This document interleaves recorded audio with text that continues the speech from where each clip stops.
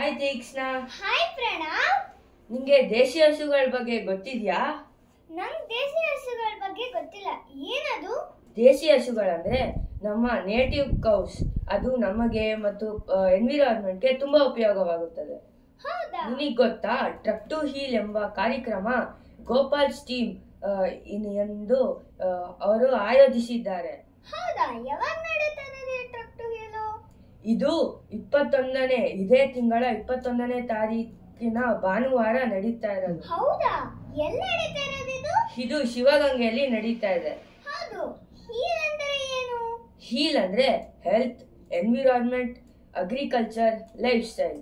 ನಾನ್ register ಮಾಡ್ಕೊಂಡಿದ್ದೀನಿ. ನೀನ್ register ಮಾಡ್ಕೊಂಡಿದ್ಯಾ?